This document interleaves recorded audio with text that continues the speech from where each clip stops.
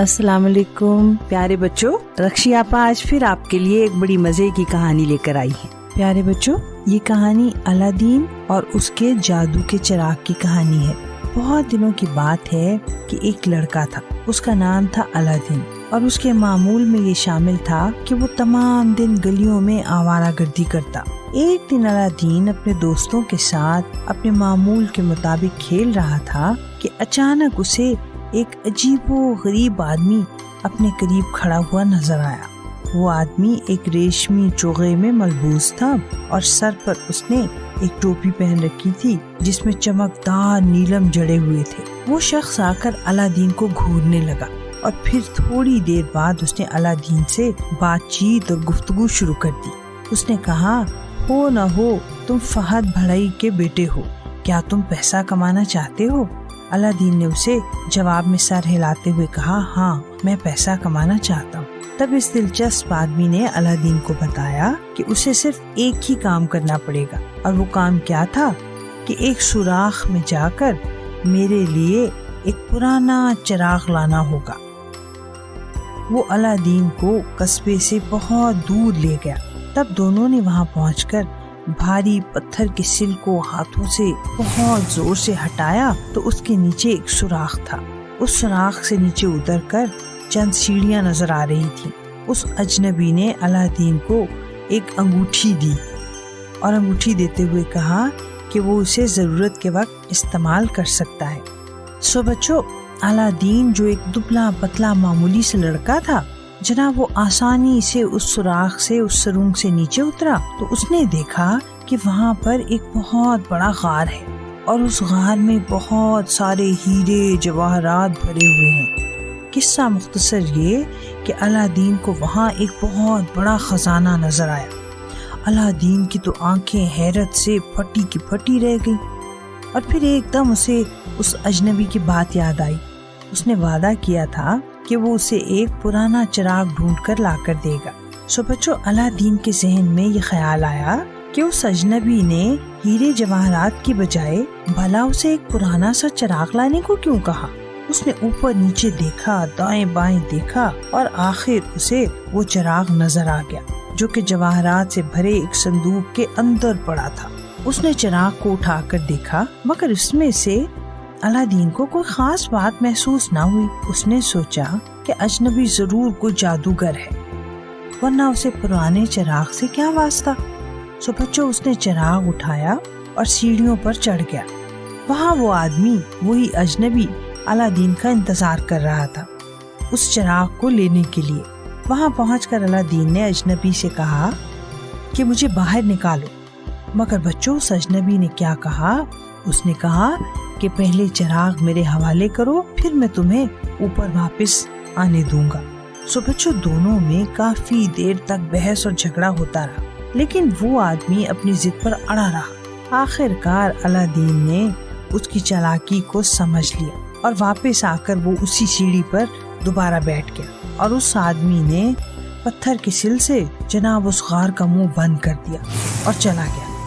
اب کیا تھا بچوں کہ بیچارہ الادین اتنے بڑے غار میں اکیلا، اسے بہت خوف آنے لگا۔ اس نے سوچا کہ وہ کہاں سے باہر جائے۔ سو اسے ایک دم اس انگوٹھی کا خیال آیا جو اس اجنبی نے اسے دی تھی۔ اس نے اسے کہا تھا کہ جب تمہیں کوئی مشکل پیش آئے تو اس انگوٹھی سے مدد حاصل کرنا۔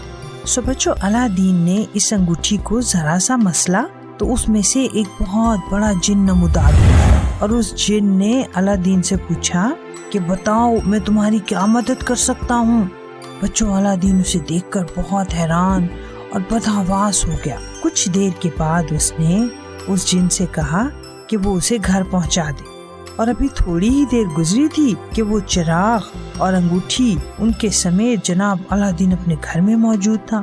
گھر واپس آ کر اس نے اپنی ماں کو ساری کہانی سنائی تو اس کی ماں بہت خوش ہوئی۔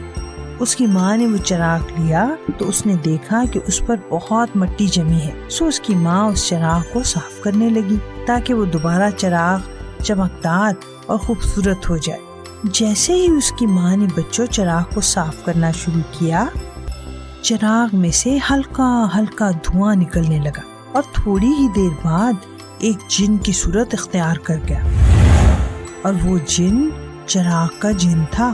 اس جن نے الادین کی ماں سے کہا کہ وہ کوئی بھی حکم کرے تو وہ اس کی تعمیل کرے گا۔ سو الادین اور اس کی ماں آہستہ آہستہ اپنی تمام خواہشات چراغ کے ذریعے پوری کروانے لگے، اور اب ان کے دن بہت اچھے گزرنے لگے۔ اب الادین بہت خوبصورت اور نوجوان بن چکا تھا۔ ایک دن الادین نے بادشاہ کی بیٹی بدر النساء کو دیکھا جو بہت خوبصورت تھی، تو الادین کو ایک دم خیال آیا کہ کیوں نہ وہ بادشاہ کی بیٹی سے شادی کر لے۔ سو بادشاہ نے الادین کی دولت سے متاثر ہو کر اپنی بیٹی کی شادی اس سے کر دی، اور اب یہ دونوں جن کے تعمیر کردہ خوبصورت محل میں رہنے لگے۔ کافی دن گزر گئے۔ ایک دن جب شہزادی گھر میں اکیلی تھی، ایک تاجر اس کے محل کی کھڑکی کے پاس سے گزرا۔ اس نے آواز لگائی کہ نئے چراغ لے لو اور پرانے چراغ دے دو۔ سو بدر النساء نے تاجر کو پرانا چراغ دے دیا اور نیا چراغ لے لیا۔ بچوں، معلوم ہے وہ تاجر اصل میں وہی جادوگر تھا، وہی جادوگر جس نے الادین کو اس سوراخ سے نیچے بھیجا تھا۔ سو جادوگر نے چراغ اٹھا کر اسے رگڑا تو جن حاضر ہو گیا، اور جن نے کہا تم جو بھی کہو میں اس کی تعمیل کروں گا۔ سو اس جادوگر نے جن کو حکم دیا کہ شہزادی کو محل کے سمیت اٹھا کر بہت دور لے جائے جہاں الادین نہ پہنچ سکے۔ لیکن اتنی ہی دیر میں بچوں الادین واپس آ گیا، اور بچوں جب الادین واپس آیا تو وہ بہت اداس ہوا، کیونکہ وہاں نہ تو اس کا محل تھا اور نہ اس کی شہزادی۔ سو وہ سارا ماجرا اس کی سمجھ میں آ گیا۔ اس کو یقین ہو گیا کہ یہ سب جادوگر نے کیا ہے۔ لیکن ایک دم الادین کو اس انگوٹھی والے جن کا خیال آیا۔ اس نے انگوٹھی کو رگڑا تو جن حاضر ہو گیا۔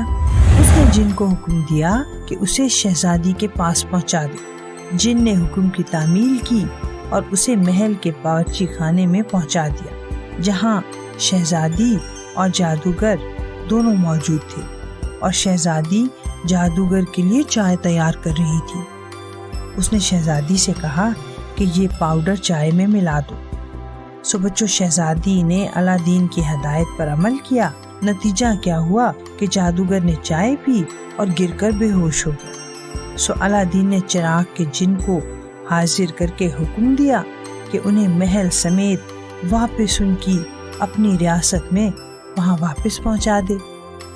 سو بچوں اس جن نے محل کو اور شہزادی کو اور ساتھ ہی ساتھ الادین کو اپنے اسی ٹھکانے پر واپس پہنچا دیا، اور پھر دوبارہ وہ جادوگر کبھی ان تک نہیں پہنچ پایا۔ روز کی طرح کل تک رکشی آپا آپ سے اجازت چاہتی ہیں۔ کل پھر ایک اور پیاری سی مزے کی کہانی کے ساتھ میں پھر آپ کے پاس آؤں گی۔